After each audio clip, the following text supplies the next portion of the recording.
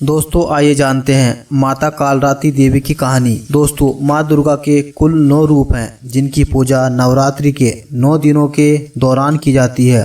शैलपुत्री, ब्रह्मचारिणी, चंद्रघंटा, कुष्मांडा, स्कंद माता, कात्यायनी और कालरात्रि, महागौरी और सिद्धिदात्री। माँ कालरात्रि भी इन्हीं में से एक है जिनकी पूजा नवरात्रि के 7वें दिन की जाती है, जिसे महासप्तमी भी कहा गया है। माँ दुर्गा ने ये अवतार बुराई का नाश करने हेतु लिया था। उन्होंने ये अवतार धारण कर शुभ, निशुभ और रक्तबीज जैसे दानवों का वध किया था। दोस्तों माँ दुर्गा के इस रूप को सबसे शक्तिशाली माना गया है। इनके शरीर का रंग घने अंधेरे के भांति काला है और माता के अत्यंत लंबे केस खुले और बिखरे हैं। माँ कालरात्रि के गले में विद्युत की तरह चमकने वाली माला सुशोभित है। 4 भुजाओं वाली कालरात्रि देवी गधे पर मंडित रहती हैं। इनके बाएं हाथ में लोहे का कांटेदार अस्त्र अलंकृत है और दूसरे में एक कतार है। माँ कालरात्रि का दायां हाथ हमेशा ऊपर की तरह उठा रहा है, जो लोगों को सदैव अपने आशीर्वाद से सुरक्षित रखता है। उनका निचला हाथ भक्तों को आश्वासन देने के लिए है कि वह माता के संरक्षण में भययुक्त होकर रह सकते हैं। माता को गुड़ का भोग अति पसंद है और उन्हें लाल रंग के वस्त्र और रात रानी के फूल भी अत्यंत प्रिय हैं। एक बार दैत्य शुभ, निशुभ और रक्तबीज ने अपना आतंक तीनों लोकों में फैलाना शुरू कर दिया था। उस वक्त सभी देवगण भगवान शिव के पास गए। जब भगवान शिव ने सभी देवताओं को चिंतित देखा तो उनसे उनकी चिंता का कारण पूछा।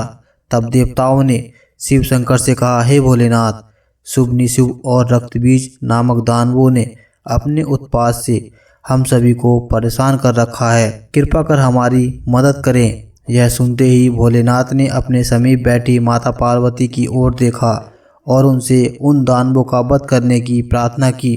भगवान शंकर की विनती सुनकर देवी पार्वती ने उनके सामने नतमस्तक होकर उनका आशीर्वाद लिया और वहां से जाने की आज्ञा मांगी और दानवों का वध करने निकल पड़ी। माता पार्वती ने दानवों का वध करने के लिए माँ दुर्गा का रूप धारण किया। इस रूप में वह सिंह पर सवार करती हुई अति मनमोहक और शक्तिशाली प्रतीत हो रही थी। माता को देख सभी राक्षस अचंभित हो गए। उन तीनों ने माता के साथ एक घमासान युद्ध शुरू किया। दैत्यों ने अपना पूरा बल लगा दिया परंतु माता के सामने नहीं टिक पाए। आदि शक्ति ने शुभ और निशुभ का वध कर दिया। इसके पश्चात माँ ने रक्तबीज के साथ युद्ध करना शुरू किया। रक्तबीज कोई मामूली दानव नहीं था। उसने कठोर तपस्या कर ब्रह्मा जी से अमर होने का वरदान हासिल किया था। ब्रह्मा जी ने उसे यह वरदान दिया था कि जब भी उसे कोई मारने का प्रयत्न करेगा तब उसके शरीर से निकली खून की बूंदें जैसे ही धरती पर स्पर्श करेगी वैसे ही अनेक रक्तबीजों का जन्म होगा।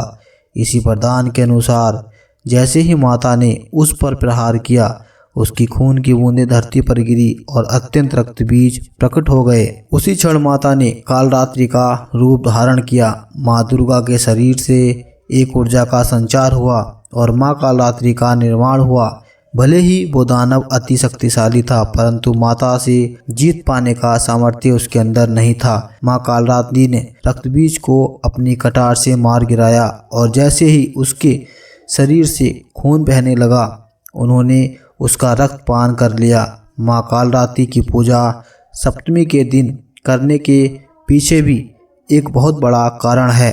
कहा जाता है कि 6 दिन देवी की पूजा करने के बाद 7वें दिन हमारा मन सबसे साफ और शुद्ध स्थिति में होता है। इस वक्त कालरात्रि की पूजा करने से हमें ब्रह्मांड की सभी सिद्धियों की प्राप्ति होती है और सारी असुरी शक्तियाँ हमसे दूर भाग जाती हैं। माँ कालरात्रि की आराधना का मंत्र कुछ इस प्रकार है, जिसके जाप से सारी मनोकामनाएं अवश्य पूर्ण होती हैं।